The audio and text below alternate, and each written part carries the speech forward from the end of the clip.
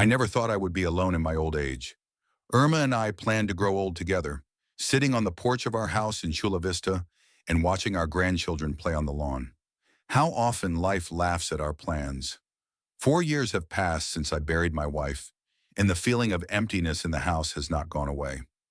Today is Wednesday, the day I visit her grave, an unchanging ritual that I honor, regardless of the weather or how I feel.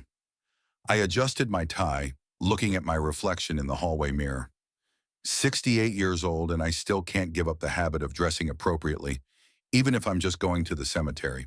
Some might call it old-fashioned, I call it self-respect. You're turning into an old grouch, Eugene, I muttered to myself, running my hand through my gray hair. 20 minutes later, I stood at the simple but elegant headstone. Irma had never been one for excess. Noel hasn't called again, I said quietly, setting the fresh flowers down on the cold stone. It's been 3 weeks now. I tried to call him on Monday, but he was too busy. It must be Valerie's influence. The wind rustled the leaves of the nearby trees, as if Irma was sighing as she listened to me complain. She always said I was too hard on our only son, that I expected too much from him. I just wanted him to make something worthwhile out of his life, I continued my monologue. Is it such a crime to expect your child to aspire to something more than delivering packages? I remembered the day Noel announced he was dropping out of college to work as a courier. I want real money, not promises of a future, he said then. I took it as a personal insult. For 40 years I had worked as a tax consultant, earning enough to provide a comfortable life for my family, to put aside for my old age and college for my son. And this is how he repaid my efforts. You know, sometimes I think we spoiled him too much, I sighed. Maybe if he knew the value of money, Irma, if she were here, would have objected. He's just different, Eugene. Not everyone has to follow your path. Maybe she was right. But when I see Noel slogging away at a job that anyone with minimal education could do, I'm frustrated. After spending almost an hour at the grave, I headed to the car. My old Buick, reliable as a Swiss watch, was waiting in the cemetery parking lot. Noel had always teased me about my affection for this antiquity, as he called it, suggesting I buy something modern. But I valued reliability and history over fancy new gadgets. As I sat behind the wheel, I let myself sink into my memories. How quickly things had changed since Noel had married Valerie 5 years ago. A fitness center girl, 10 years younger than my son, with ambitions clearly beyond her abilities. From the beginning, there was animosity between us. She saw me as an old-fashioned snob. I saw her as a calculating person who saw Noel as a means to an end. You don't even try to understand her, my son reproached me after one particularly tense family dinner. What's there to understand, I countered. She's manipulating you and you don't even notice. After that, our relationship became strained, our meetings infrequent, and our conversations brief and formal. Noel stopped dropping by, appearing only on special occasions, and then only with apparent reluctance. I pulled out of the cemetery and onto the main road, heading home. The California sun was shining brightly, but it was overcast. Sometimes I wondered if I was to blame for our estrangement. Maybe I really had been too demanding a father. Maybe I should have been more supportive and less critical. These thoughts distracted me, and I didn't immediately notice the pickup truck speeding out of the intersection from around the corner. I only had time to twist the steering wheel, trying to avoid a collision, but it was too late. A squeal of brakes, a bang, the sound of shattered glass, and the world spun into a kaleidoscope of light and shadow. The next thing I knew, sirens, hands gently pulling me out of the mangled Buick, the concerned voices of the paramedics. Pain pulsed through every cell in my body, but the scariest thought was, who's going to tell Noel? Will he even show up? In the ambulance, the paramedic asked who to call. In pain, I dictated my son's number. The young man dialed the number, and I heard the answering machine go on. Noel didn't pick up. Leave a message, I wheezed. Tell them I've been in an accident and they're taking me to Chula Vista Memorial Hospital. All the way to the hospital, I balanced on the edge of consciousness, thinking about how ironic the situation was. All my life, I've been a model citizen, paying my taxes, helping my neighbors, supporting my family. And now I'm lying alone in an ambulance, and the only loved one I have left isn't even answering the phone. The first 24 hours in the hospital were like a blur. The diagnosis was disappointing. Multiple rib fractures, compound fracture of my right leg, concussion, and internal contusions. The doctors assured me that I was lucky. I could have died in such a collision. Lucky. That's a strange definition for a 68-year-old widower confined to a hospital bed. Noel didn't show up until the next day, excited and a little guilty. He stood in the doorway of the room, hesitant to enter, as if waiting for an invitation. "Hi, Dad," he said at last. "How are you feeling?" "Like I got hit by a truck," I replied, trying to make a joke, but it came out bitter. "Technically, it was a pickup truck." Noel smiled awkwardly. He moved closer so I could get a better look at him. 35 years old and looking tired. His blonde hair, once thick, was starting to thin at the top of his head, a little early for his age. His eyes were a mixture of worry and something akin to guilt. "I'm sorry I didn't come right away," he said. "Valerie and I were on the other side of town, looking at houses. Didn't get the message until late last night." "Looking at houses?" I asked, feeling suddenly anxious. "Why?" Noel faltered, shifting from foot to foot. "We're thinking about moving. Valerie thinks it's time we got something more spacious. You know, for the future."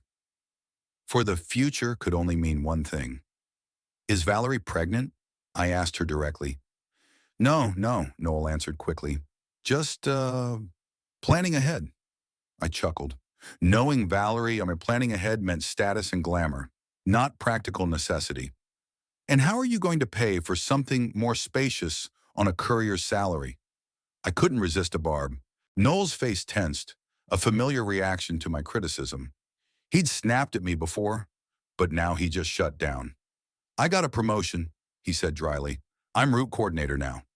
"Congratulations," I replied, sincerely trying to sound non-sarcastic. "Good for you." An awkward silence hung in the room. We both felt ourselves slipping easily into a familiar rut of mutual misunderstanding. "Valerie didn't come?" I asked, knowing the answer in advance. "She had a shift at the fitness center and couldn't get away," Noel answered mechanically. "She sends her best wishes." I doubted the sincerity of those best wishes, but I decided not to comment. We talked some more about the weather, about my treatment, about my rehabilitation plans, all topics that avoided real conversation. When Noel finally got ready to leave, I asked the question that had been bothering me since the accident. "The doctors say I'll be here for at least 2 weeks, then more rehab. Could you keep an eye on the house? Pick up the mail, water the plants. Irma would be upset if her hydrangeas died." Noel nodded, clearly relieved that he could do something concrete and useful. "Of course, Dad. Don't worry, I'll take care of everything." I handed him a bunch of spare keys that the nurse had pulled out of the bag of my personal belongings. Our fingers touched, and for a moment I felt a surge of hope. Maybe this situation would help us break down the barriers that had grown between us over the years. "Thank you, son," I said. And for the first time in a long time, there wasn't an ounce of irony in that address. Noel nodded awkwardly and left the room, leaving me alone with my thoughts and my pain, both physical and mental. I looked out the window at the bright California sky and thought about how strangely life works. All my career I've spent helping people sort through confusing tax returns, find loopholes, and optimize expenses. I prided myself on my ability to see order in the chaos of numbers, to pick up patterns and predict trends. But in the most important area of all, my relationship with my own son, I seem to have failed utterly. Maybe I was too hard on him. Maybe my expectations were unrealistic. I had always wanted Noel to follow in my footsteps or choose another respectable profession: doctor, lawyer, engineer. I couldn't understand how a man with his potential could settle for a job that required no education or special skills. But deep down, I realized that it wasn't just his career choice. Something more fundamental was separating us. Different values, different understandings of what was important in life. Noel had always sought immediate gratification, the easy way out. I believed in discipline, planning, and hard work. The nurse came into the room to check my vitals and give me pain medication. I caught myself thinking that I found her easier to talk to than my own son.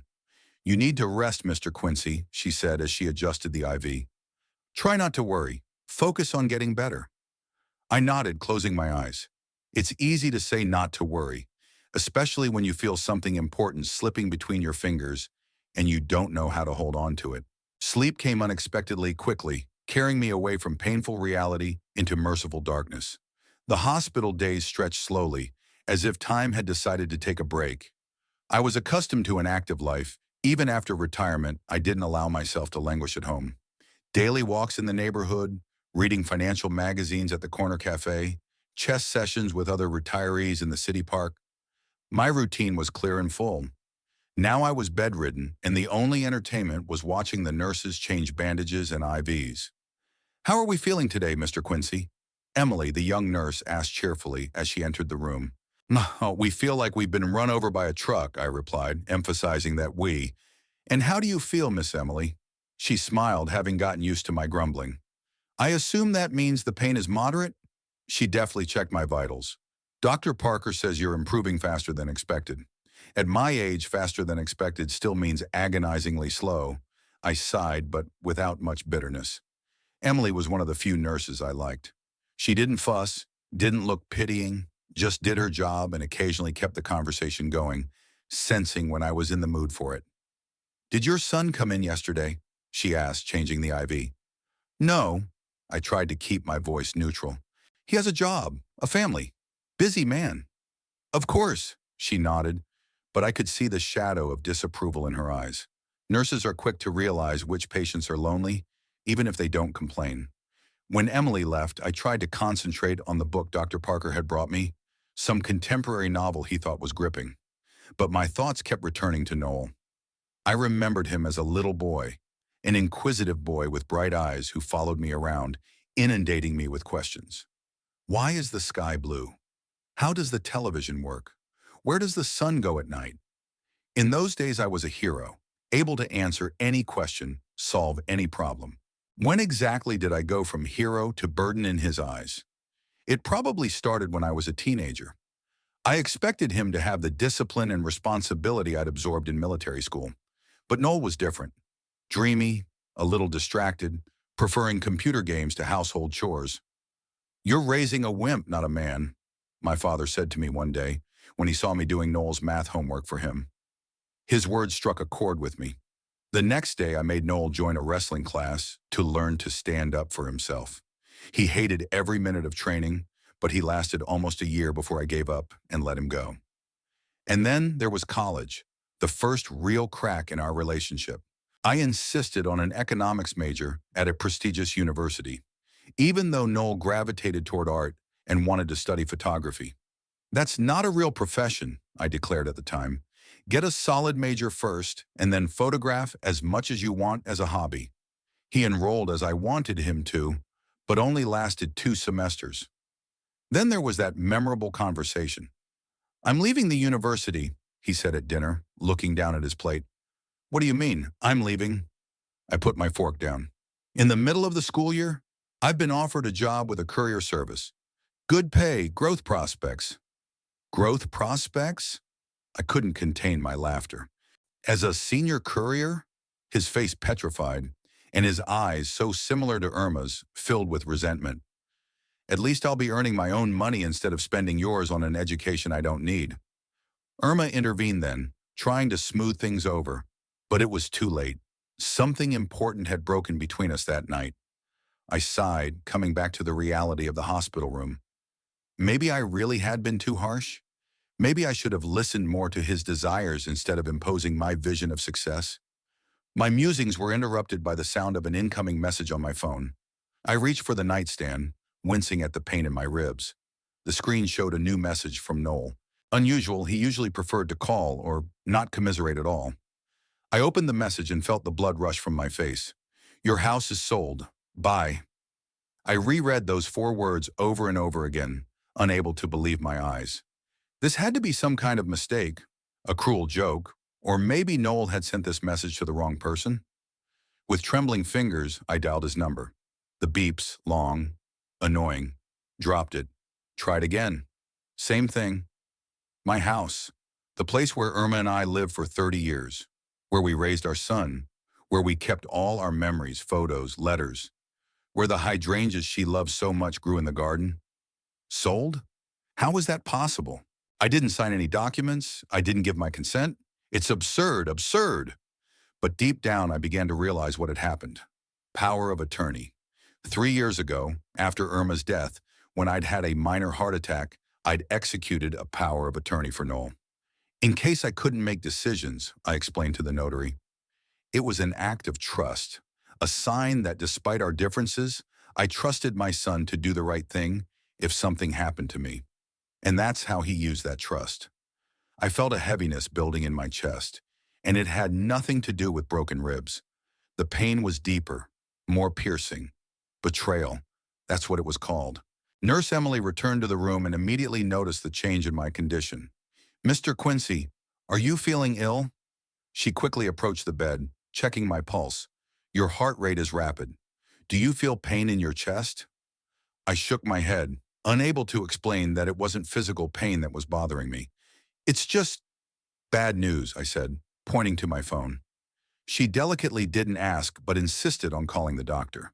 He arrived a few minutes later, checked my vitals, and prescribed a mild sedative. "You need to avoid stress, Mr. Quincy," he said seriously. "In your condition, strong emotional disturbances can be dangerous." I nodded, not listening. My thoughts were racing frantically, trying to find an explanation that would be less painful than the truth. Maybe Noel was in some kind of trouble. Maybe he needed money and saw no other way out. But then why not discuss it with me? Why go behind my back and then announce a fait accompli in such a frivolous way? Bye, as if it were a trifle, and not the house where my whole life was kept. I remembered my last conversation with Noel when he mentioned that he and Valerie had been looking at houses. It was clear now that they weren't looking for a house for themselves. They were looking for a buyer for my house. And the whole time I was in the hospital, they were preparing this deal. Toward evening, as the effects of the sedative began to wear off, I made another attempt to contact my son. This time he answered almost immediately, as if he had been expecting a call. Dash, dash, Dad. There was a strange mixture of guilt and determination in his voice. "What do you mean the house is sold?" I tried to speak calmly, but my voice treacherously shook.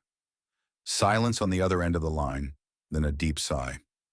"Valerie and I thought you didn't need such a big house anymore. After the accident, you'll need special care, perhaps a special facility." A special facility? I couldn't believe my ears. "Nationalidum. You're putting me in a nursing home?" "No, not right away," he answered hastily. "But in the long run, the doctor said that your rehabilitation would take many months, and such a home requires constant care, maintenance costs. Is that why you decided to sell it while I was in the hospital, without even discussing it with me?" "I tried to talk to you," he sounded defensive, "but you're always so critical of all my ideas. We knew you'd be against it, but this decision is for your own good." "For my own good," I echoed, feeling the cold rage building inside me. "And where did the money from the sale go?" There was silence again, longer and more tense. "Valerie took care of it," he said finally. "Most of it will go to pay for your treatment and future care. And the smaller part? Well, you see, Valerie has long dreamed of traveling after all the stress of your accident, selling your house. We thought we deserved a little vacation." I closed my eyes, trying to deal with a wave of anger and frustration. "Where exactly are you going?" "Hawaii." His voice got quieter, as if he was beginning to realize how that sounded. "Just for 2 weeks. We'll be back before you get out of the hospital." How generous of you, I couldn't help but be sarcastic. "So you sold my house, took the money, and now you're flying to Hawaii while I lie here with broken bones. That's your definition of filial concern? Dad, you've got it all wrong." "No, Noel, I'm getting it perfectly right." My voice turned icy. "For the first time in a long time, I'm seeing things clearly. Enjoy your vacation." I dropped the call without waiting for him to answer. My hands were shaking, and my heart was pounding so hard it felt like it might break through my newly healed ribs. Nurse Emily must have seen my condition on the monitors, because she appeared in the room almost immediately. "Mr. Quincy," her voice was worried, "your blood pressure is spiking." "You shouldn't be so worried." "How am I supposed to react," I asked, "when I find out that my own son sold my house while I was lying here helpless?" Her face expressed genuine sympathy, which only added to my pain. I didn't need pity. I needed answers and justice. He had no right, I continued, talking more to myself than to her. Even with power of attorney, it must be illegal. I'm not a lawyer, Emily replied cautiously, checking the IV, but my brother works in real estate. If you'd like, I could ask him. I nodded, grateful for this small act of kindness in the midst of all the chaos. Please. I was a tax consultant, not a real estate expert. I don't know all the legal intricacies. I'll ask him today, she promised. In the meantime, try to get some rest. You need to recuperate. When Emily left, I was alone with my thoughts. How did we get to this point? When my relationship with my son had turned into a cold war, with everyone looking out for their own interests? I remembered teaching Noel how to ride a bike. He was 6 years old, afraid of falling, but I insisted he had to learn. Real men aren't afraid to fall, I said, holding the bike by the seat. Then I let go without warning him. He rode a few meters on his own, turned around with an enthusiastic smile, and immediately fell, skinning his knees and elbows. Instead of consoling him, I stood over him and said, "See? You made it. Now get up and try again." He didn't cry. He knew I wouldn't approve. He just silently stood up, wiped his dirty palms on his shorts, and got back on his bike. At the time, I thought I was teaching him resilience and courage. Now I wondered if I'd taught him instead to hide his true feelings and act underhanded. Maybe selling the house wasn't just a way for him to get money. Maybe it was an act of revenge, a way to finally prove his independence from a father who never thought he was good enough. I took a deep breath, feeling the fatigue and emotional exhaustion take over. All my life, I had prided myself on my ability to control a situation, to plan ahead, to foresee consequences. And now here I lay, utterly helpless, while my son and his wife managed the fruits of my life. What would Irma say? She had always been the voice of reason and compassion in our family. She would have reminded me that Noel is our son no matter what. She would have found a way to resolve the conflict without completely destroying the family. But Irma hadn't been around for 4 years, and every day I felt her absence more acutely. I closed my eyes trying to picture her face, to hear her voice. "Don't judge him too harshly, Eugene," she would say. "Remember yourself when you were his age. You made mistakes too. But this wasn't just a mistake. It was a betrayal, a conscious decision to take advantage of my vulnerability. And I didn't know if I could ever forgive it." With these heavy thoughts, I fell into a restless sleep, where I saw our house again and again, but I couldn't enter it, as if I were already a ghost, a disembodied observer of my past life.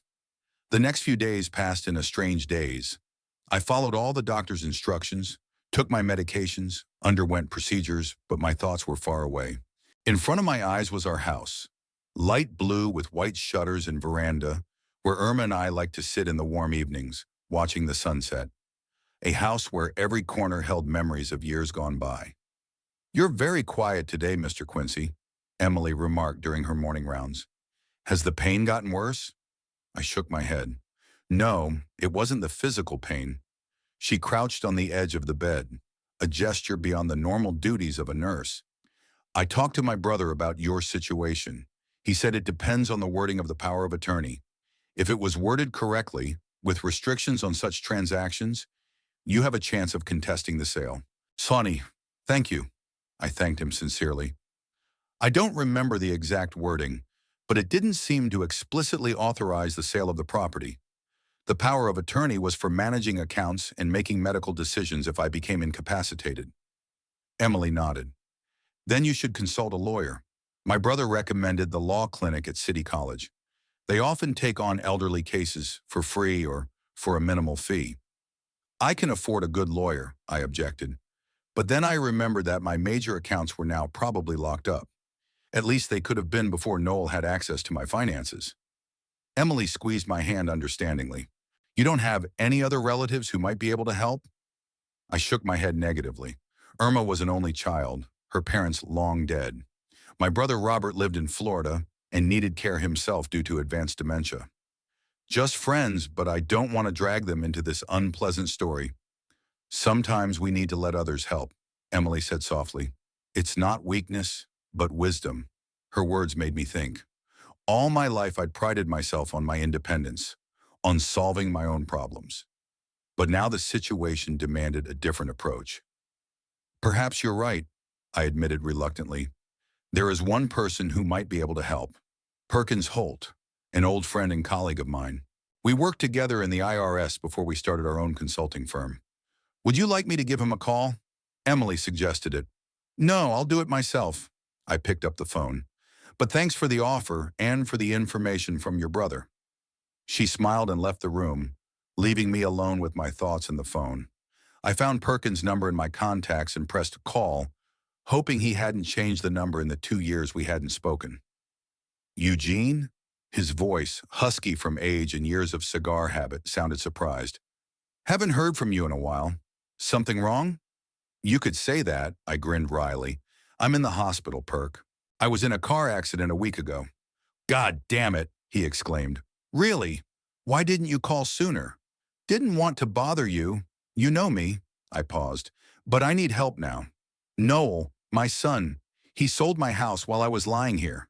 There was a heavy pause. Say that again, Perkins finally said, the steel in his voice that I remembered from our work together. He did what? I told him the whole situation, the power of attorney, the message, the call to Noel. Perkins' voice grew harder with each word. I'll be there today, he said when I was done. Dash Memorial Hospital in Chula Vista, right? And I'm bringing my lawyer. Carol specializes in this kind of thing. Ew, no, Perk, I can't ask you. You're not asking, I'm offering, he interrupted me. And don't argue with me, Eugene. We've known each other for 40 years. If the situation were reversed, you'd do the same for me. He was right, and we both knew it. I thanked him and passed out, feeling a strange mixture of relief and shame. Relief at not being completely alone in this situation, and shame at having to ask for help. Perkins kept his word and showed up in my room toward evening, accompanied by an elegant woman in her 50s with shrewd eyes and a business acumen that could be felt even through her demure smile. Carol Mayfield, she introduced herself, shaking my hand. Dash, Mr. Holt told me about your situation. It's outrageous, and I'm sure we can challenge the deal. We need to work out the details first, Perkins said, settling into the visitor's chair. He looked much the same as he had the last time we'd seen him, tall, with a lock of gray hair and piercing blue eyes. Only the wrinkles were deeper, and his back was a little hunched. Who bought the house? When was the transaction made? What documents were signed? I shook my head. All I know is that Noel used a power of attorney I'd executed 3 years ago. The transaction apparently happened very quickly. I've only been in the hospital for a week and a half. Carol opened her laptop. I can check with the real estate registry. What's your exact address? I dictated the address of the house and she quickly tapped the keys. Here it is, she said after a few minutes.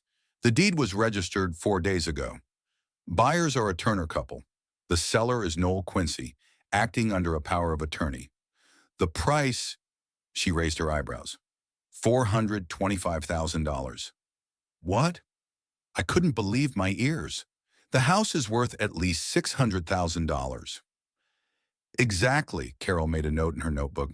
That's the first sign of a bad deal. Underpricing, especially when acting under a power of attorney, is always suspicious. Perkins frowned. Does Noel know anything about real estate? No, I answered. He works as a courier, more specifically a route coordinator for a courier service. Then he either didn't know the real value of the house or, I said. Perkins was silent, not wanting to state the obvious. Or he'd intentionally sold it cheaper to make it go faster. I finished for him. Carol continued to study the documents on the screen. It says here that part of the money, $150,000, was transferred to the account of she checked the records. Noel and Valerie Quincy's joint account. The rest of the money was supposed to go into your personal account, Mr. Quincy. I reached for the phone. I'd have to check. Using the bank's mobile app, I logged into my account. The most recent transaction was the receipt of $275,000 3 days ago. The money did arrive, I confirmed, but that doesn't change the fact that the transaction was done without my consent and at an undervalued price. And that most of the money is in their account, Perkins added. Carol, what are our prospects? The lawyer tapped her pen thoughtfully on her notebook. We need to get a copy of the power of attorney and check the wording. If it doesn't expressly authorize the sale of the property, we have a strong position. We'll also need to prove that Noel wasn't acting in your best interest, Mr. Quincy. The fact that he took a significant portion of the money for himself and his "your house is sold" buy message speak in our favor. What about the buyers? I asked. It wasn't their fault. That's a difficult question, Carol admitted. If they didn't know about the irregularities in the sale, they are considered bona fide purchasers, but given the underpricing, it's conceivable that they might have been aware of some problems. Either way, if the court invalidates the deal, they'll have to return the house, and you'll have to pay back the money you received. I nodded, mentally going over my options. Could I return the money if some of it had already been spent by Noel and Valerie? Did I want to return to a house that would now be associated with my son's betrayal? What about motive? Perkins asked. Why would Noel want to sell his father's house in such a hurry? I remembered our conversation. He and his wife had flown to Hawaii. Valerie had been dreaming of that cruise for a long time. With the money from the sale of your house? Perkins shook his head. This isn't just dishonest use of power of attorney anymore. It's Perk, I said warningly. Whatever Noel did, he's still my son. My old friend sighed but didn't continue. Carol tactfully turned the conversation to practical matters. Mr. Quincy, we need to move quickly. I'll prepare a preliminary lawsuit to invalidate the deal and file an application for interim measures to prevent the Turners from reselling the house. We'll also need to contact the bank and possibly freeze some of the funds in your son's account so they can't spend all the money. I don't want them to end up on the street, I said, feeling anger and parental concern warring inside me. They won't end up on the street, Carol assured me. It's only about the money from the sale of your house. I'm sure they have their own place. They're renting an apartment, I remembered. Noel had always thought that buying real estate was too much responsibility and restriction of freedom. Ironic, isn't it? Perkins hummed. Ironic enough. But don't worry, Eugene. We'll make it up to you. After they left, I lay there for a long time, staring at the ceiling, trying to figure out how Noel and I had gotten to this point. What had I done wrong? At what point had my son decided that betraying his father was an acceptable choice? But those were fruitless musings. What was important now was action. I picked up my phone and texted Noel. We need to talk. Call me when you can. There was no reply. He and Valerie were probably already in Hawaii, enjoying the tropical paradise paid for by my house and my memories. The next few days turned into a tense wait. Carol worked on preparing the paperwork, contacting the court, the bank, the recorder's office. Perkins took on the role of liaison, visiting me daily to update me on progress. We got a copy of the power of attorney, he reported on the third day, and we have good news. It explicitly states that the power of attorney covers making medical decisions and managing financial accounts in the event of the principal's incapacity. No mention of the power to sell real estate. So Noel overstepped his authority? I felt oddly relieved. Despite the pain of betrayal, I wanted to believe my son had acted out of ignorance, not intent. Definitely, Perkins confirmed. Carol says we're in a very strong position, especially since you've never been declared incompetent. Temporary disability due to injuries is a different matter. I nodded, mentally already working out the next steps. My professional experience as a tax consultant included knowledge of many legal aspects related to finances and property. We need to see if there were any fictitious documents about my incapacity, I said. If Noel provided the buyers and the notary with some fake medical reports. Carol's already on it, Perkins assured me. Already she had requested all the documents from the notary's office that had certified the deal. I leaned back against the pillows, feeling the fatigue weighing me down. Fighting for justice took a lot of energy, which was already running out after the accident. You know, I said, looking out the window at the setting sun, sometimes I wonder if it's worth it. Maybe it's easier to let go of the house, to start a new life somewhere. Perkins looked at me carefully. It's not about the house, is it? He asked quietly. It's about betrayal. I nodded slowly.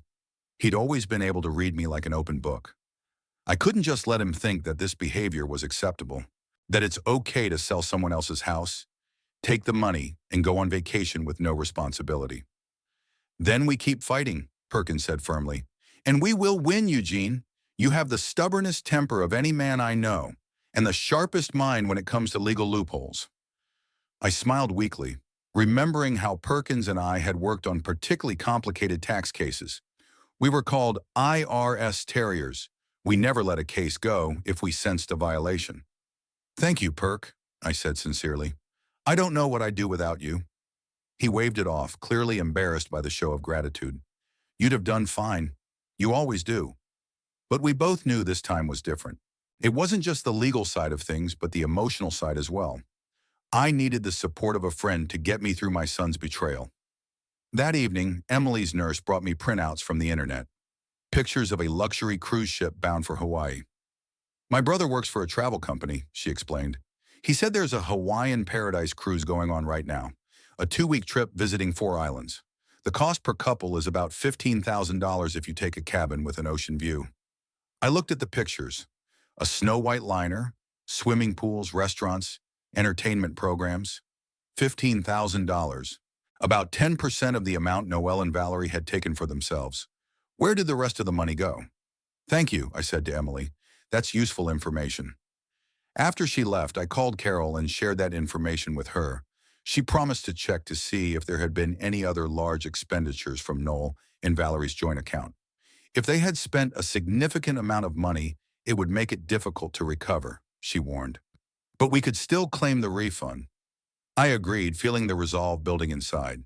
It wasn't so much about the house or the money anymore, but about the principle. I wouldn't let Noel think that I could betray the people closest to me with impunity. The next day, the doctors told me that my condition had improved enough that I could be discharged in a few days. That was good news, but it brought a new problem. Where would I go? The house was sold, and renting an apartment in my condition would be difficult. "You're staying with me," Perkins said in a tone that didn't tolerate objection when I shared the dilemma with him. "I have 4 bedrooms and only 1 occupant, plus the first floor, so you won't have to climb the stairs with your leg." I started to object, but he raised his hand, stopping me. "Don't even try to argue, Eugene. It's a settled matter." I was touched by his offer, but I was still uncomfortable with the idea of having to rely on someone else for help. "It's temporary," I said, "just until we get the house sorted out." "Sure," Perkins agreed. "In the meantime, you can help me with the crossword puzzles. You were always better at them." I smiled, grateful for his attempt to preserve my dignity. With Perkins, I could feel useful, not just a burden. When he left, I went back to studying the documents Carol had managed to gather. Slowly but surely, a picture was forming of how Noel had pulled this deal off. He had indeed overstepped his authority under the power of attorney, but he had done it in a way that made it look legal at first glance.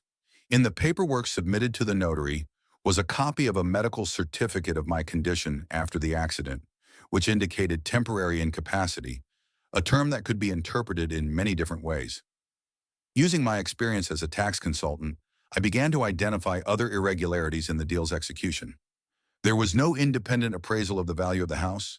There was no document showing that the sale was for my benefit. The money was split so that a significant portion went into the trustee's account rather than entirely into my account as it should have been. All of this strengthened our legal position, but it didn't answer the main question that plagued me day and night. Why? Why did Noel do this to me? Had years of strained relationship, my high expectations and criticism, led to such a deep resentment that he decided to take revenge in this way?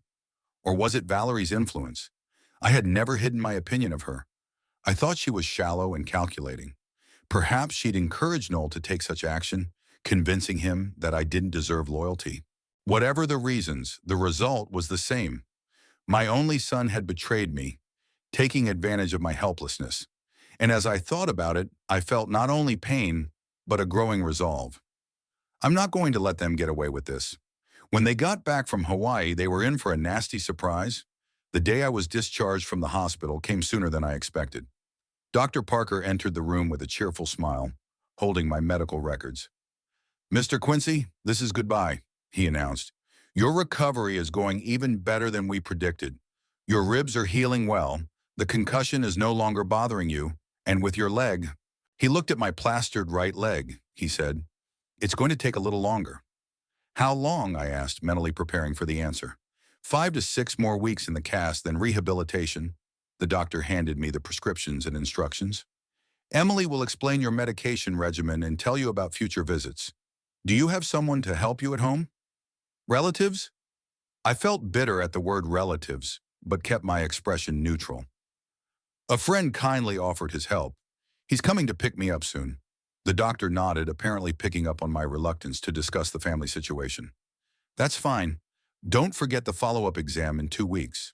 And remember, no sudden movements, no heavy lifting, no excessive exertion. After he left, Emily helped me pack my things. The 2 weeks in the hospital hadn't amounted to much.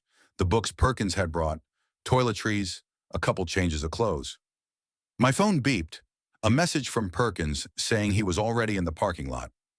I'm going to miss you, Mr. Quincy, Emily said as the orderly brought in a wheelchair to transport me. You were one of the nicest patients I've ever had. I'm afraid your coworkers would disagree. I smiled weakly, remembering how I'd snapped at the other nurses in the first few days after the accident. You were just upset. She helped me into the chair. Sherism. And you had every right to be.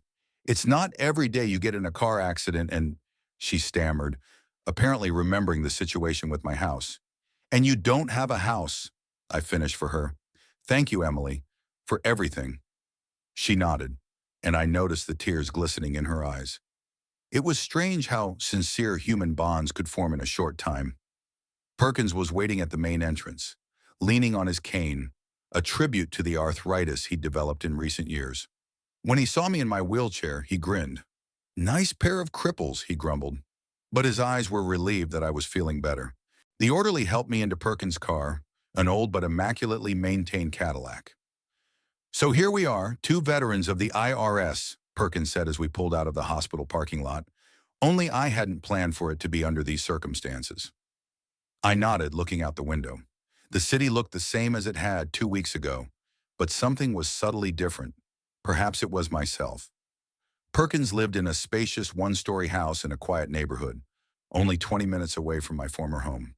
When he pulled up, he helped me out of the car, and leaning on the crutches I'd thoughtfully brought with me, I walked slowly toward the entrance. Take your time, he said as he opened the door. We have all day to make you comfortable. Perkins' house reflected his personality, practical, somewhat old-fashioned, but cozy. Heavy wooden furniture, bookshelves crammed with taxation and detective books, a collection of old jazz records. Everything spoke of a man who valued stability and tradition. I've prepared a guest bedroom for you, Perkins said as he led me down the hall. It has everything you need, including a private bathroom, and I've installed handrails to make it easier for you to get around. I was touched by his concern. Thank you, Perk. I don't know how I'm going to repay you for all this. Ishterm. Just get well, he said with a wave of his hand. And remember, my house is your house for as long as it takes. As I settled into the guest bedroom, Perkins brought us tea and homemade cookies, which, as it turned out, his neighbor, Mrs. Finnegan, had baked when she heard about my situation. Half the neighborhood already knows your story, Perkins said, settling into the chair across from me. You're a local celebrity now. That's great, I grimaced. I'd always wanted to be famous as the old man who'd been robbed by his own son. Perkins looked at me carefully. Are you ready to talk about it? About Noel? About what led up to all of this? I sighed. This conversation was going to happen sooner or later. I don't know where to start, I admitted. Noel and I had always been different. I was a demanding father, maybe too demanding. I wanted him to do better than I did, and he always resisted my pressure. I remember, Perkins nodded.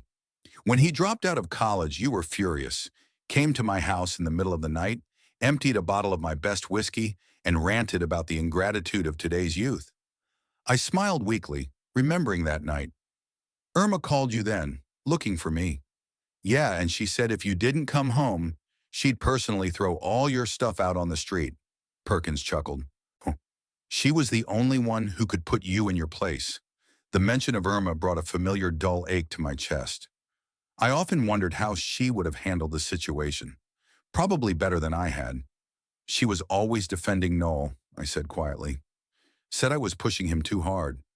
That not everyone was born for a career. That happiness could be found in the simple things. She was a wise woman, Perkins nodded. But you weren't wrong to want a better future for your son. I shook my head. I'm not so sure now.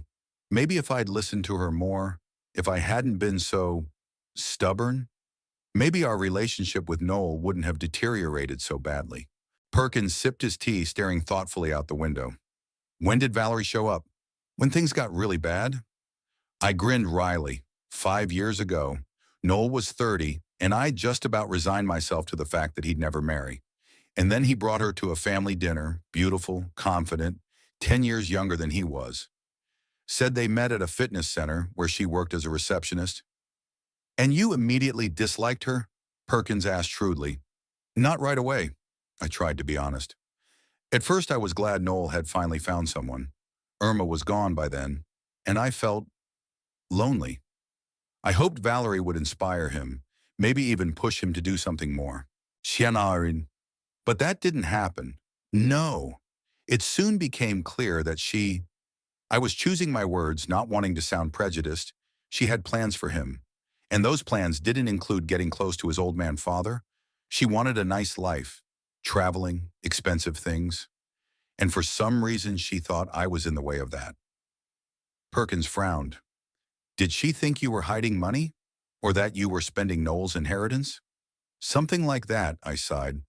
She kept insinuating that a man in my position, a former tax consultant with 30 years of experience, should have amassed a considerable fortune, and that I was being selfish by hoarding it instead of supporting my son's endeavors. What endeavors? Perkins raised an eyebrow skeptically. As far as I could remember, Noel had never had much ambition. Exactly.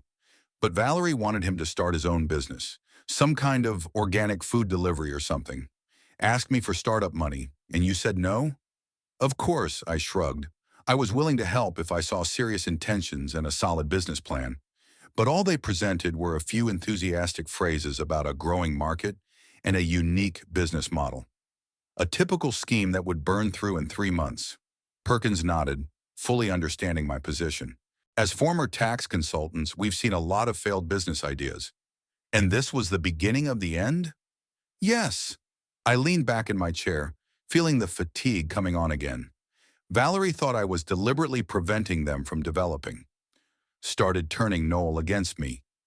And he's always been susceptible to manipulation, especially from women. Inherited that trait from me, I grinned wryly. Irma didn't manipulate you, Perkins objected. No, I agreed. But she knew how to get her way without confrontation. And Noel had adopted that pattern avoiding conflict, but doing things his way. Only he'd never been as whole person like Irma. We were silent for a moment, each absorbed in his own thoughts. I thought back over the last few years, how Noel had grown progressively more distant, how our conversations had become more and more formal, how Valerie was more and more likely to answer for him if I called. You know what the weirdest thing is? I finally said. I'd actually saved up a decent amount of money. Not a fortune, but enough to get Noel off to a good start if he decided to get serious. But I'd expected initiative on his part, a real interest, not just a desire for money. And now they got that money by selling your house. Perkins shook his head. Ironic. Bitter irony, I agreed. But now I had to figure out what to do next. Perkins straightened up, ready to discuss practical matters. Carol says that, legally, we're in a strong position. The deal can be invalidated, the money returned, the house is more complicated, but it's also possible to get it back. I thought about it, looking at my plastered leg. You know, I'm not sure I want to go back to that house. Too many memories, and now they'll be poisoned by this betrayal. Then what do you want? That's a good question. What did I really want? Revenge? No, I wasn't that petty. Justice? Maybe. But most of all, I wanted Noel to realize what he'd done. Not just a legal violation, but a deep personal betrayal. I want them to realize that you can't do that to people, I said slowly. Not just to me, to anyone. You can't betray trust and think you can get away with it. Perkins nodded, echoing my sentiments. And how do you plan to accomplish that? I began to formulate the plan that had been brewing in my head for the last few days. First, we continue the legal work. Carol's filing a nullity suit. Second, we freeze the money in Noel and Valerie's accounts. Only the money from the sale of the house. What about the buyers, the Turners? I sighed. That was the question that bothered me the most. They're the unwitting victims in this situation. I don't want them to get hurt. If the deal's invalidated, they'll get their money back.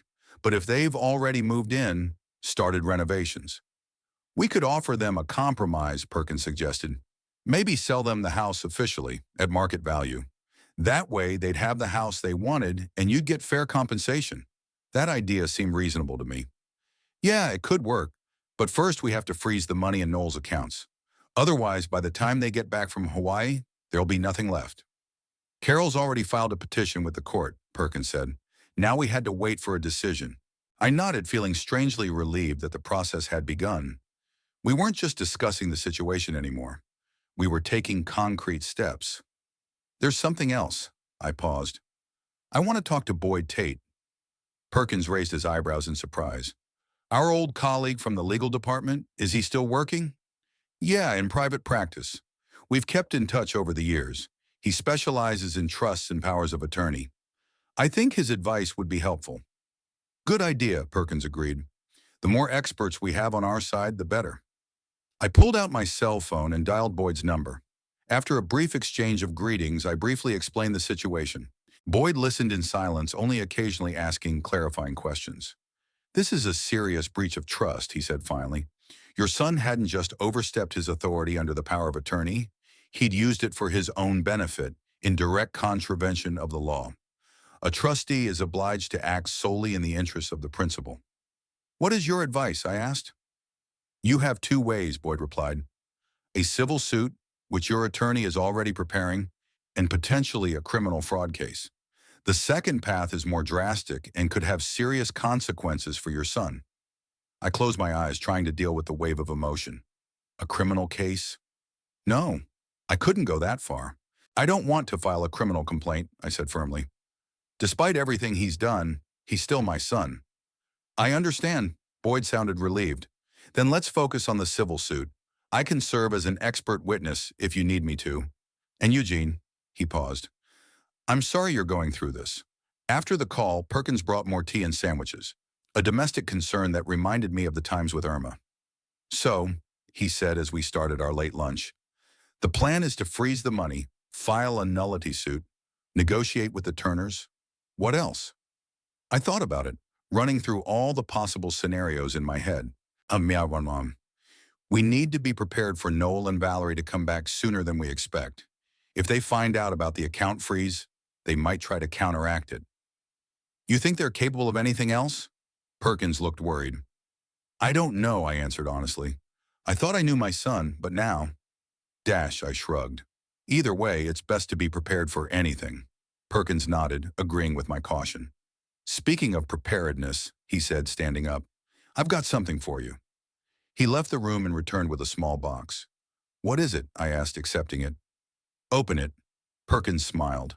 Inside was a new smartphone, the latest model. I know you're used to your old phone, Perkins said, seeing my surprise. But we need a reliable connection. This one has an extended battery and special security features. And I've already installed all the necessary applications, banking, messengers, even a program to record conversations. Just in case Noel or Valerie called and said something important. I was touched by the thoughtfulness. Thank you, Perk. It means a lot. He waved his hand, embarrassed as usual by the show of gratitude. It's nothing. By the way, I also contacted our old buddy Harrison at the bank. He'll check to see if Noel or Valerie have tried to access your other accounts or investments. Sebronat, they don't have that authority, I pointed out. The power of attorney was limited. Now we know that the restrictions didn't stop them in the case of the house, Perkins objected reasonably. Better to be reassured.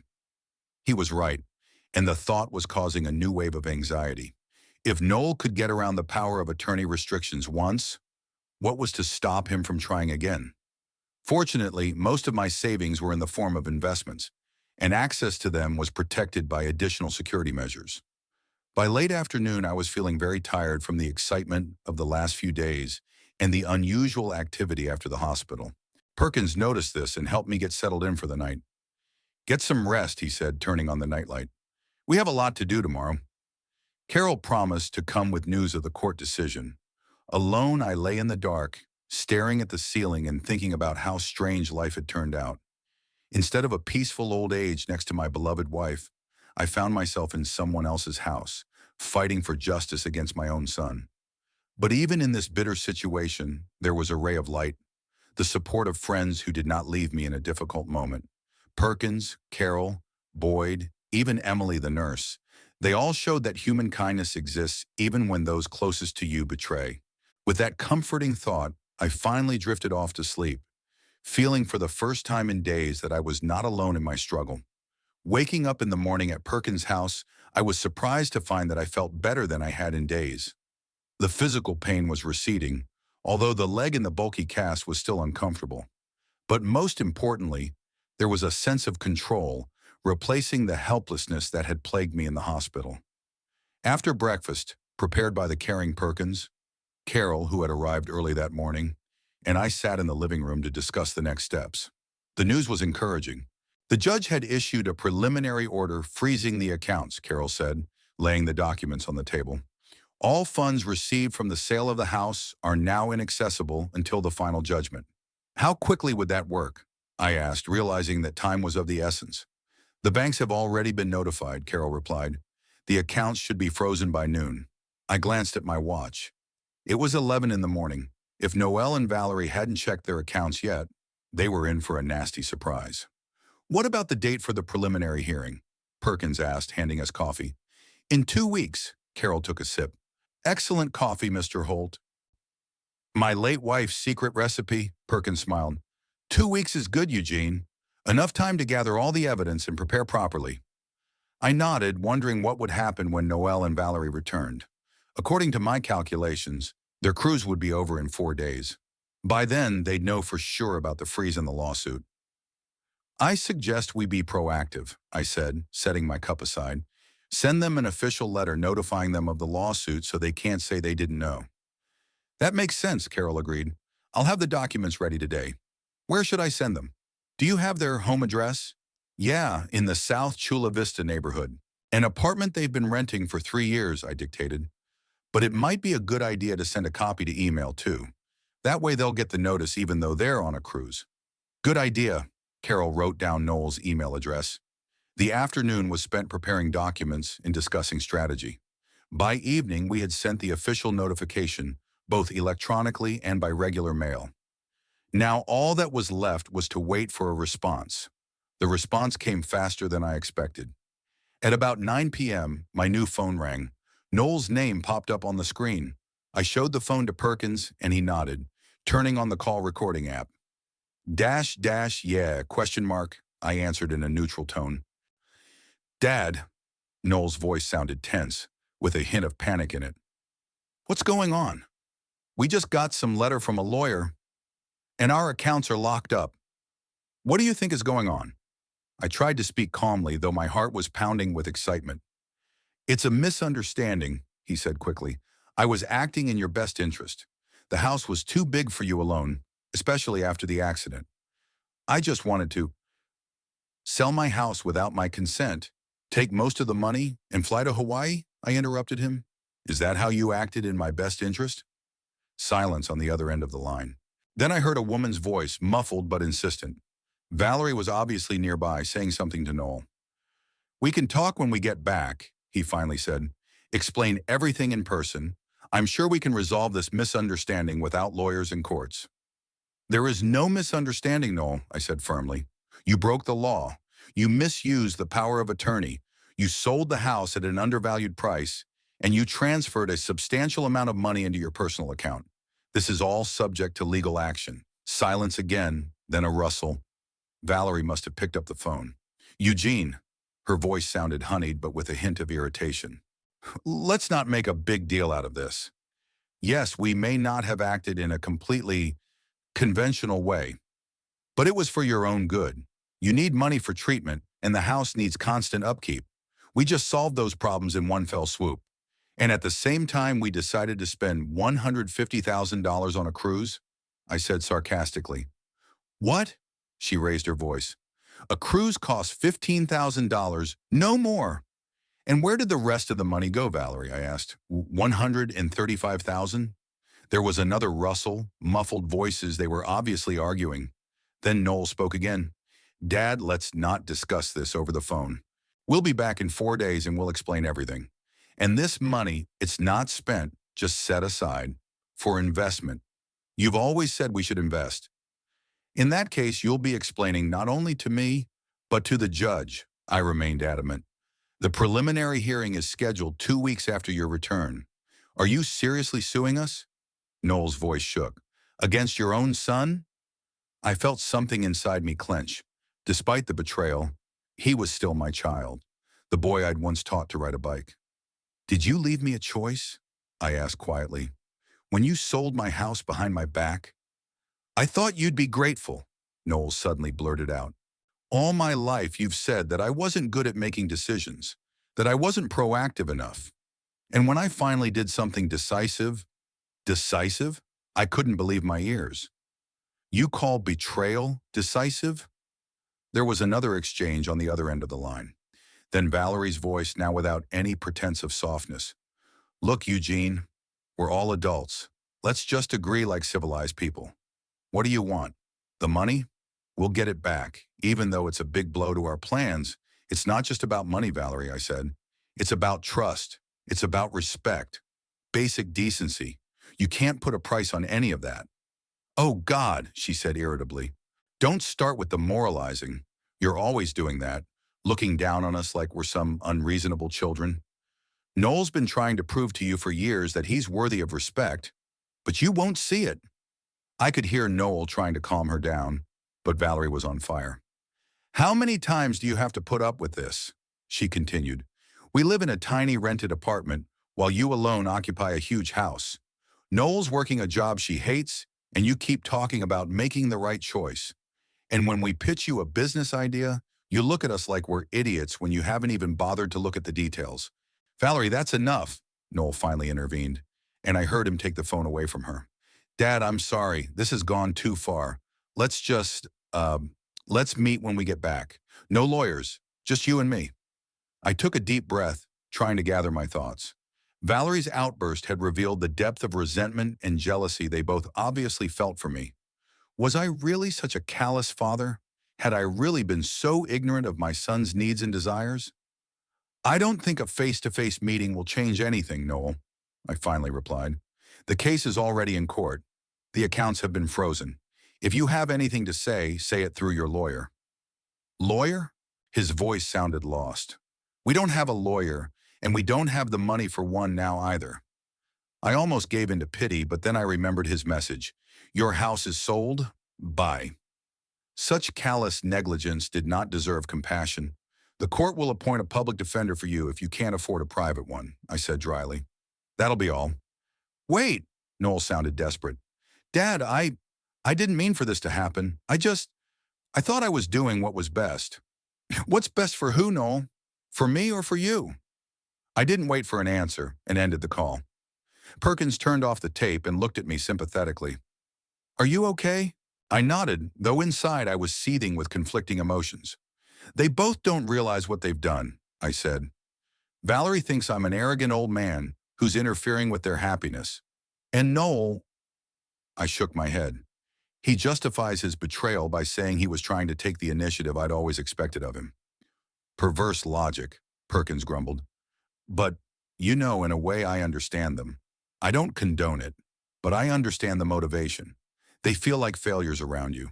So instead of working on themselves, they decided to cut corners, to take what they thought you should have given them. I pondered his words. Perhaps Perkins was right. All my life I'd tried to instill in Noel responsibility, hard work, honesty, the qualities I valued above all else. But perhaps my methods were too harsh. Maybe instead of inspiring him, I was only making him feel inferior. Whatever happened in the past doesn't excuse their actions now, Perkins said firmly, as if reading my mind. We all make parenting mistakes, but children grow up and are responsible for their choices. I was grateful for that encouragement. Perkins always knew how to find the right words. The next few days passed in anticipation. Noel tried several more times to call, but I didn't answer. We learned through Carol that he had also contacted the court, trying to overturn the decision to freeze the accounts, but to no avail. The law was on our side. Finally, the day came for their return. I knew this because Carol had set up surveillance of their apartment. Legal, through a private investigator who simply recorded comings and goings. Around 3 in the afternoon, the message came. Noel and Valerie had come home with their suitcases. "What now?" Perkins asked when we got the news. "Now we wait," I replied. "They have received official notification. They know about the freezing of accounts. The next step is up to them." We didn't have to wait long. An hour later, my phone rang again, this time from an unfamiliar number. "Mr. Quincy?" A man's voice sounded when I answered. "My name is Warren Jameson. I'm your son, Noel Quincy's lawyer. He asked me to contact you about a situation." I glanced over at Perkins. So Noel had found the money for a lawyer after all. "I'm listening," I said. "My client would like to settle this matter amicably, without a trial," Jameson continued. "He's willing to return all the proceeds from the sale of the house and formally apologize for the misunderstanding." "Misunderstanding?" I couldn't hold back a bitter laugh. "Mr. Jameson, your client illegally sold my house by misusing the power of attorney. That's not a misunderstanding. That's fraud." "Mr. Quincy," the lawyer's voice became more formal, "let me point out that the power of attorney had some ambiguous language. My client interpreted it as authorizing you to act on your behalf in a situation where you couldn't make decisions for yourself." "I was perfectly capable of making decisions," I countered. "A broken leg doesn't affect mental capacity, Mr. Jameson. And if your client thought otherwise, he should have gotten a medical opinion, not forged documents for a notary." Silence on the other end of the line. Apparently, the lawyer didn't know about the forged documents. "Mr. Quincy," he finally said, "let's not aggravate the situation with mutual accusations. My client admits that he acted impulsively, but he's willing to make amends. The question is, what do you want?" "That's a good question. What did I really want? The house back? The money? Or something more important than an admission of guilt? A realization of betrayal?" "I want justice, Mr. Jameson," I answered. "Your client broke the law and betrayed my trust. Let the court decide what punishment is appropriate for those actions." "With all due respect, Mr. Quincy," I said, a hint of irritation in my lawyer's voice, "a trial will take a lot of time and effort, and not just for my client, but for you as well. Are you sure you're ready for that in your condition?" Typical scare tactics. I've worked with lawyers too long to fall for that. "My condition allows me to assert my rights," I replied dryly. "And I have a great lawyer. Tell your client I expect him in court in 2 weeks." After the call ended, I leaned back in my chair, feeling strangely relieved. For the first time in a long time, I was acting decisively, not giving in to manipulation or compromise when it came to matters of principle. "Well played," Perkins nodded approvingly. "Now was watching that Jameson was obviously trying to get a feel for how serious you were. Now they'd be thinking about a real solution to the problem, not a formal apology." I hoped he was right. More than anything, I wanted Noel to realize the seriousness of what he'd done. Not just to return the money, but to realize that he had violated something fundamental, the trust between father and son. By late afternoon, the detective reported a violent scene outside Noel and Valerie's apartment. Valerie left with a suitcase, yelling something about not being able to solve even such a simple problem. Noel was left alone, looking depressed and lost. I couldn't help but feel a prick of regret. Noel and I may have had a far from perfect relationship, but I had never wished to destroy his family. "Don't take responsibility for their problems," Perkins said when I shared these thoughts with him. "If their marriage doesn't survive the first major challenge, then it was flawed to begin with." Perhaps he was right. Still, I couldn't escape the thought that if I had been a more attentive father, more open to my son's needs, maybe none of this would have happened. Late that night, after Perkins had already gone to bed, I got a text from Noel. "Dad, please, let's talk. Just you and me. I'll explain everything. Valerie's gone. I'm alone." I stared at that message for a long time, not knowing how to react. Part of me wanted to call my son immediately, to find out what had happened, to try to patch things up. But the other, more rational part reminded me of the betrayal, of the rash act, of how easily he'd succumbed to Valerie's influence. In the end, I decided not to answer. At least not yet. I needed time to gather my thoughts, to decide what I really wanted to say to my son, and maybe he needed time too. Time to truly realize the consequences of his actions. I turned off my phone and tried to sleep, but sleep wouldn't come. Too many thoughts were swirling in my head about the past, about the present, about what would happen next, about how Noel and I had gotten to the point where betrayal was possible, and whether or not there was a way back, a way, if not to repair the relationship, at least to build a new one based on mutual respect and honesty. The morning before the preliminary hearing was surprisingly clear. I looked out the window of Perkins' house at the cloudless sky and thought about my upcoming meeting with my son. In the 2 weeks since they'd returned from Hawaii, Noel had tried to contact me several times, calling, texting, even coming to Perkins' house, but he'd gotten no further than the doorstep. "Are you sure you're ready for this?" Perkins asked, watching me as I tried to adjust my tie, balancing on my crutches in front of the mirror. "No," I answered honestly, "but it's necessary. I can't hide forever." After much deliberation, I decided to meet Noel before the hearing, not in the courtroom, where everything would be official and cold, but on neutral territory, in the apartment he was renting, to be exact. Valerie, the detective reported, still hadn't returned, though they'd kept in touch. Perkins insisted I not go alone. "I'll wait in the car," he said, "just in case." I didn't object, realizing that his concern was justified. It wasn't that I was afraid of Noel, he'd never been violent, but the situation was tense, and a friend's support was reassuring. The drive to Noel's apartment took about 20 minutes. I rehearsed the conversation in my head, but I realized that the reality of the situation was likely to take a very different turn. When we pulled up to the unassuming apartment building where my son was renting, I felt my heart start to beat faster. Perkins helped me out of the car and handed me my crutches. "I'll be here," he said. "Call me if anything goes wrong." I nodded, grateful for his support, and slowly made my way toward the driveway. Getting up to the third floor with crutches was a challenge, but I made it, pausing at each landing.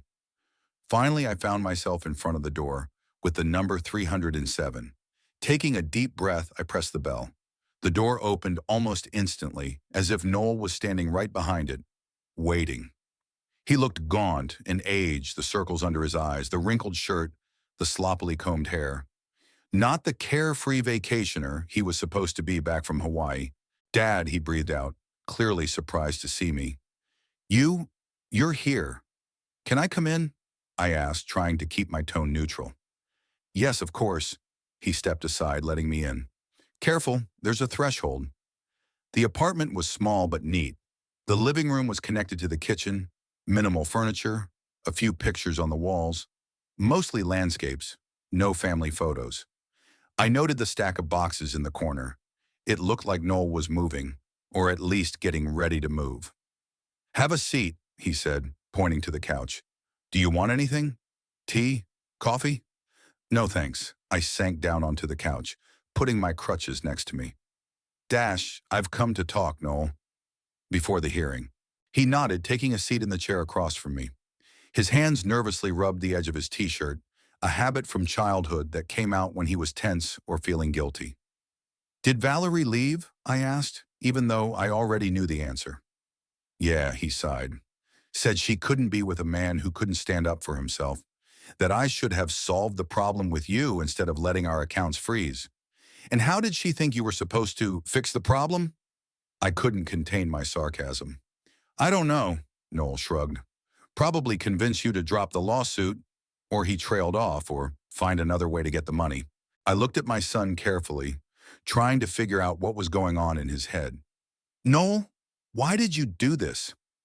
Why didn't you just come to me if you needed the money?"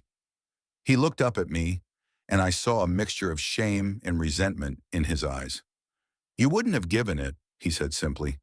"You never approved of our plans. You thought we were petty, unworthy of your attention." "I never thought you were unworthy," I countered. "I just wanted you to strive for more, not to squander your potential on—" "See?" he interrupted bitterly. "Even now you can't help but judge.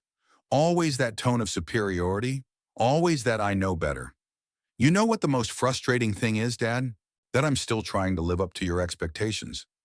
Still seeking your approval. even though I'm 35 and I should have outgrown that a long time ago.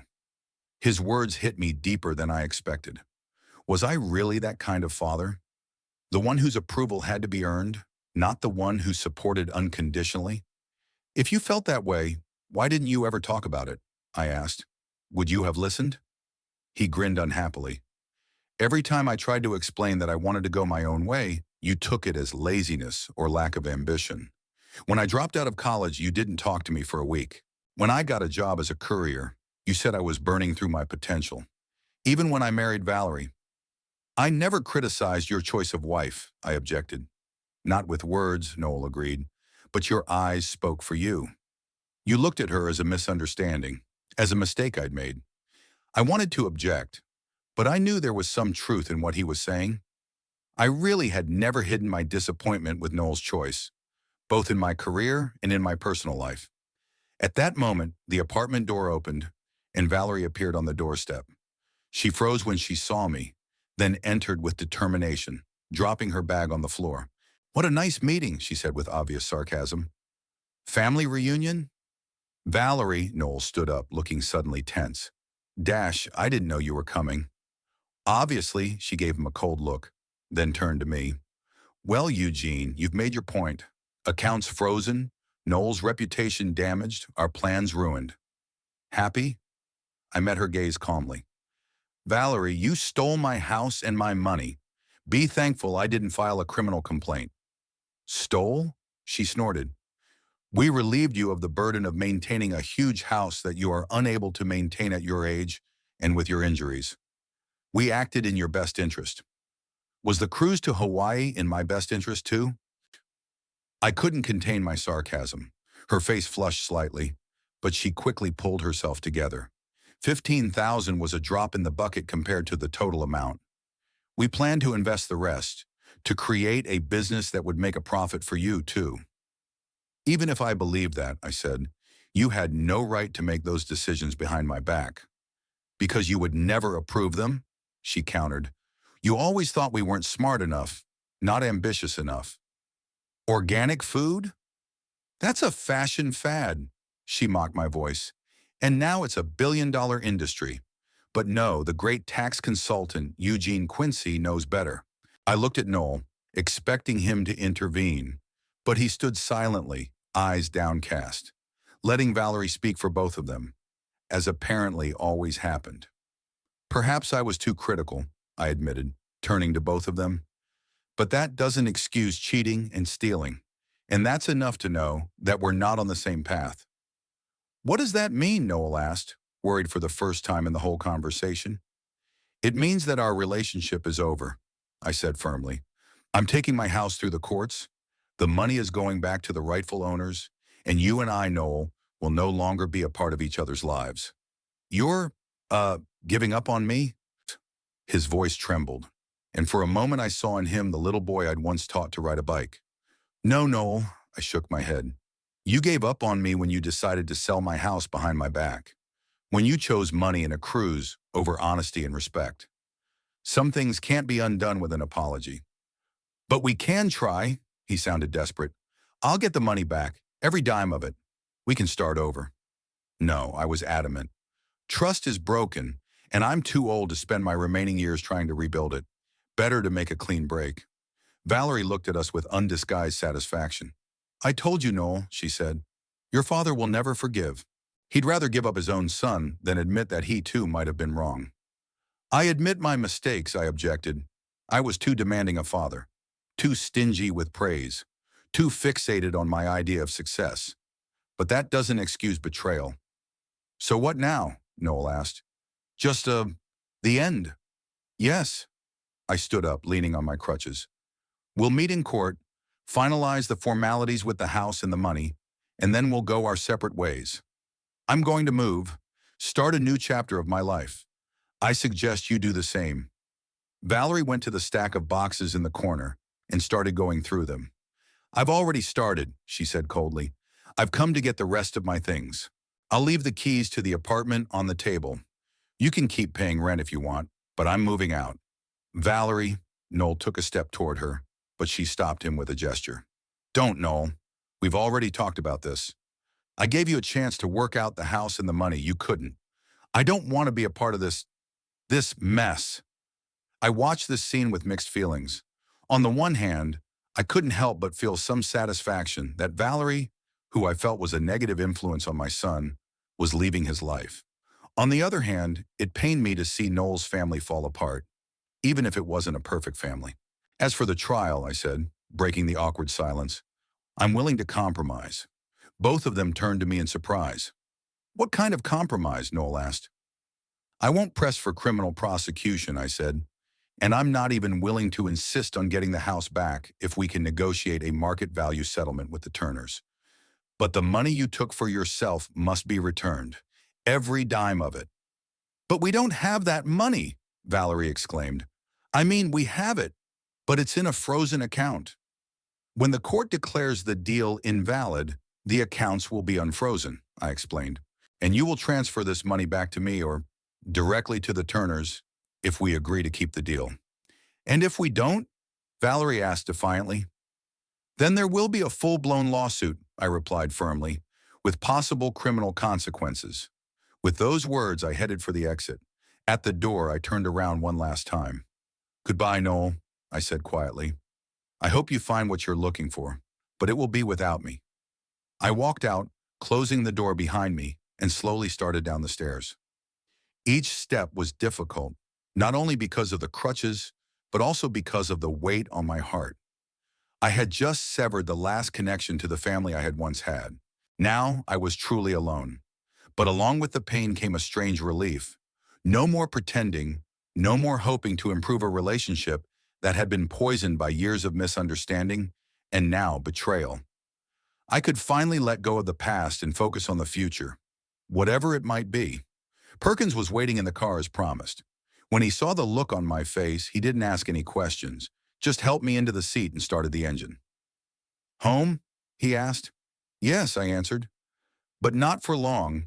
It's time to find a new place to live, a new home, a new beginning. He nodded understandingly, and we moved on.